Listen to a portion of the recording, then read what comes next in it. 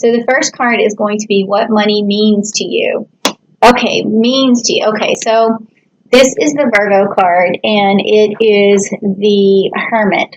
So but also if you can see right here, she's also spreading her seeds out, and that is going to help with her harvest, okay? So money means to you something that you really have to work for, but it gives you your solitude. It makes you feel as though you're grounded for sure, because Virgos are also very grounded, and it also gives you time to reflect. So money, this is a very interesting way to look at money. I think that's it's different than what all the other signs have had so far, but it gives you your solitude for sure. So let's see. Let's just look at a clarification card on that. Okay, so your second chakra. So that may be something that you want to work on with the Archangel Ariel. So money also means to you the potential for romance in the future. I don't know if it's you feel like you want to secure money to have romance, or whether romance is sort of tied to how comfortable you feel when you have money. So, for instance, I know that some people, when they are struggling for money, their romance starts to go down the tubes. So even if you're struggling for money, you want to make sure you keep that sacral chakra open so that you can also still, have the romance in your life, because that is, believe it or not, will help you manifest more, because you're releasing emotions and you're focusing on something other than making money or making the goal. And then also it'll bring you out of your solitude, because even though you like solitude, you still want to have something for yourself that's healthy, like a healthy romance or a healthy love. Okay, so that's a interesting. I like that reading for what money means to you. That's interesting. Okay, so what is your relationship to the energy of money? So we don't often think of inanimate objects like money having energy. We think of organic, like beings or something like that give off energy. But money is a currency, and it gets around a lot. A lot of people touch it, and a lot of people have their hands on it, and it does create energy. So what does that mean for you? Let's see what the cards say. Like, what's your relationship to that energy? Okay, so Cardinal Fire. So the King of Wands. So when you have money, you definitely feel like you stand in your power. Money gives you energy.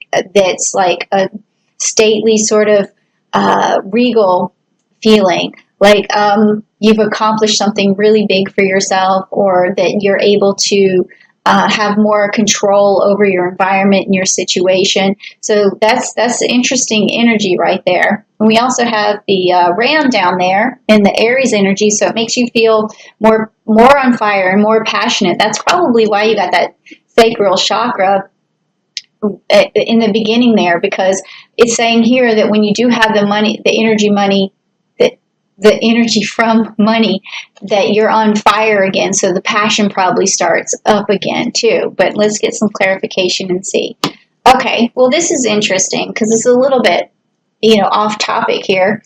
But, well, actually not really, because what I see is that this card means that you're not looking at what you currently have. You're not looking around your surroundings thinking, I'm good for now. I've created a success for myself, and I have good things already. I have a house, I have a home, and you don't have to be envious of what you don't have, because when you fall into, it's not just envious of other people, or although that could be true, but it's more like always thinking that you can do more, that there's this thing that's unattainable, this life that you just can't see, because you're focused. You're focused in the future, but you're not thinking about what you've already manifested and what's already in front of you. So it's about gratitude. So I can understand what that means in terms of your relationship, to energy, because you're always looking for this spark. You're looking for this fire in the background, but what you really want to notice is that you already have it. Just be grateful for it, because it's already there. So that was a little bit You know, it does relate though. I can see how it relates, but it was a little bit off. Okay, so the next card is going to be what does money offer you? So when you finally have money, what does it do for you? What does money, you know, lend you or give to you? And it says, okay, again with the romance. Okay, so there's your, you know, your soulmate right there, and your Gemini card, so communication and romance. I think that what I'm seeing so far, Scorpio, is that you really need to feel financially secure before you get into a relationship. Because maybe you don't want to depend on the other person. You definitely want, you know, to stand in your own power. And it's really tied to how romantic you feel, you know. The more independent you are, the more solitude you have for yourself. It definitely seems like that is something that I'm reading here. That when you have this independence, you feel more active romantically. Okay, well, that makes sense. Okay, the next card is how can you make the most of your money? So once you have your money, how do you make the most of it? Let's see. All right, again with the fire. So now we have the Queen of Wands, which is another fire sign. So this again is like, it can be that you like also to provide for your subjects in a way. I say subjects because if you think of a queen, she has a responsibility to her subjects. And when she feels like she can provide, she feels very good. So when you how to make the most of your money is being able to provide for yourself first and then provide for others. So even if you get into a relationship, maybe you like it when you can actually pay for half, or you like it when you can pay all of it. If you're, you know, if that's your mentality, you like to hold the purse strings in a way. So that's how you make the most of your money, is being able to provide. So let's get some clarification on that one too. Okay, so your sixth chakra. So another thing that you can make the most of the money with is by having a vision. And I think that I'm feeling this energy that there's not always a straightforward vision for you. So even if you have money, you don't necessarily know exactly what you want to spend it on, or who to spend it on, or how to spend it. So you need to spend some time just visualizing and seeing what dreams you want to come true for yourself, whatever you want to manifest in your life, because it's not all about just providing for someone else. Or it could be a vision that includes providing for someone else, but also I don't think, like, maybe you're more concerned with having the money than you are what you can do with the money. So make a vision board. Okay, so next is, do you have a surplus right now of money, or are you in a sort of a shortfall or a deficit in money? So let's take a look and see. Okay, so we got the Pluto card, which is the Judgment card. In this case, I don't really think that this means necessarily judgment, because sometimes it may mean that the way you make your money may not satisfy you completely, but it does mean that there is some money, and it means that there's some abundance. So this tells me you do have some surplus for some time to come. So that's really good, especially in these times right now. Okay, and then you have this as a clarification, which is a man holding a coin. So this tells me that you have maybe a safety net of someone who you could fall back on if your surplus ran out, which is good. Or maybe there's someone who is willing to offer you some sort of financial stability if anything was to happen. Or this also could mean that there's someone who will come in your life who is financially well off, who will offer you some money. Okay, but it is a male energy, but that doesn't mean that, you know, if you're a male and you got this card, it doesn't mean that there's, you know, a male. It's just a male sort of energy of someone who's in control and someone who can offer you money. Okay, all right, so that's good. So the next card is what expense should you eliminate? And this has been fun for me because I can kind of see where you've been spending your money. Sometimes it's a little bit hard to decipher where it's going, and it has been for some of the other signs, but let's see what it is for you. Okay. Ooh, it's the Devil card, and it's Capricorn. So this actually,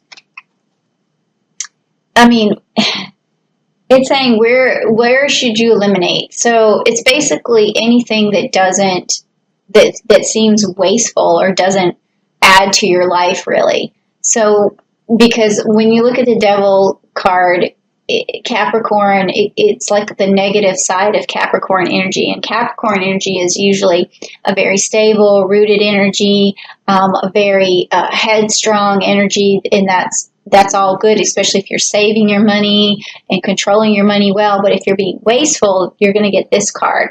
So anything, basically, that you've been spending your money on that's wasteful, you want to try and cut that out, because it's not, it may deplete that surplus that you have, and it may also stop you from making more money because you're not reinvesting that money.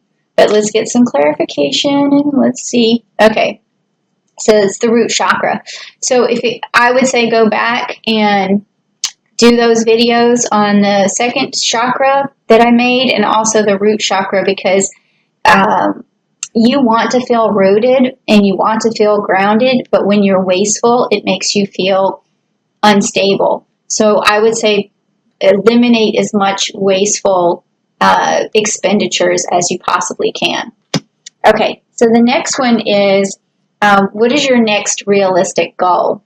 And I had been getting some interesting cards on that. Let's see what yours is. Okay, so this is the Uranus and the Five of Pentacles. So this realistic financial goal in this particular reading is telling me that in 5 months' time, you should be able to start manifesting more money for yourself, and your plan should be starting to work within 5 months, as long as you stick to, because this got some Taurus energy in it too. So as long as you stick to the plan and you're very diligent about it and you're very grounded about it, because you also got this grounded card, then in 5 months' time, these pentacles are going to pay off.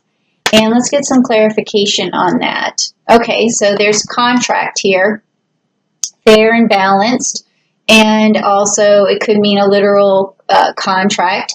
It could mean a work contract. It could be you're contracted to make some more money, but this does have to do with some sort of realistic goal. Maybe you win some sort of court case, or you get some money from some sort of contract.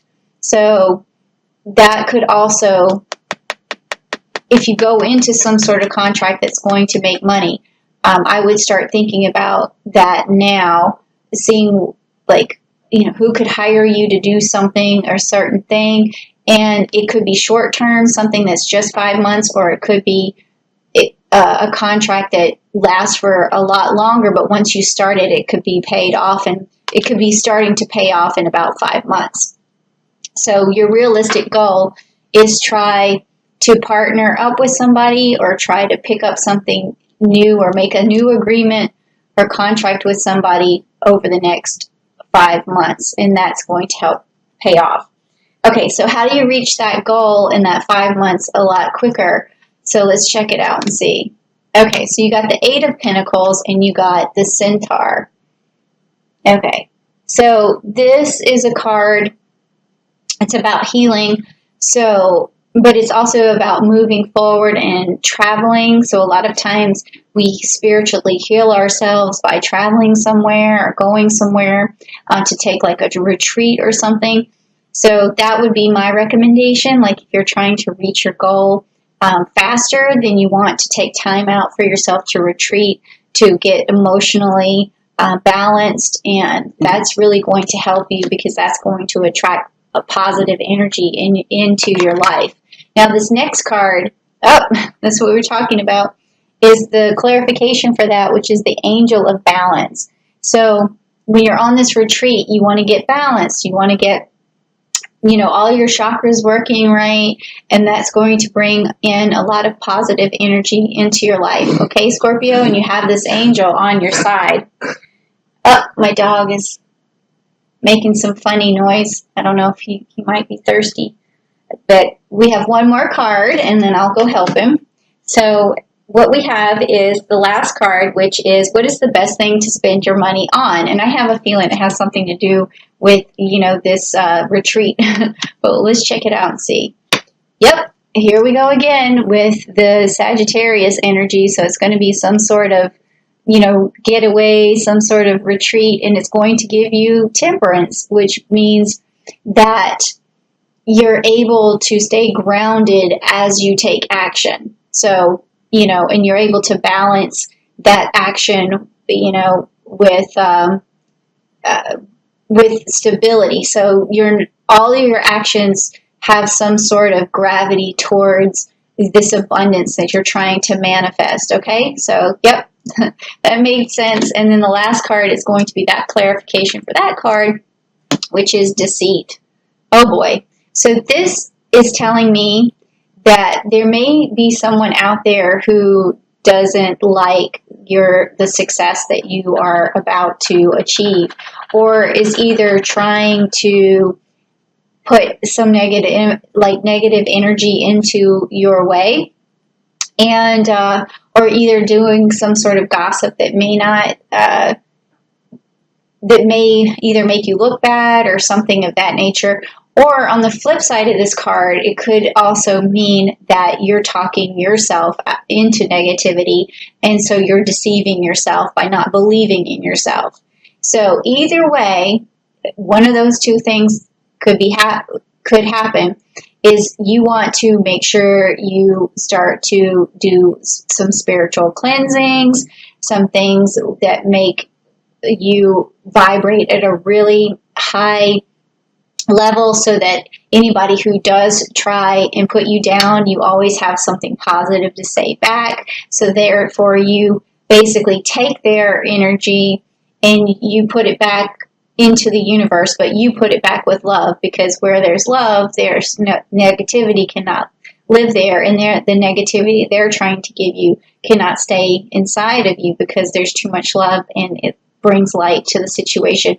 So you may also want to look at your heart chakra and go back to those videos, because the video series that I did, because like I said, where there's unconditional love, you can't be affected by anyone who's trying to deceive you, and you also can't deceive yourself, because you love yourself unconditionally as well when you open up that heart chakra.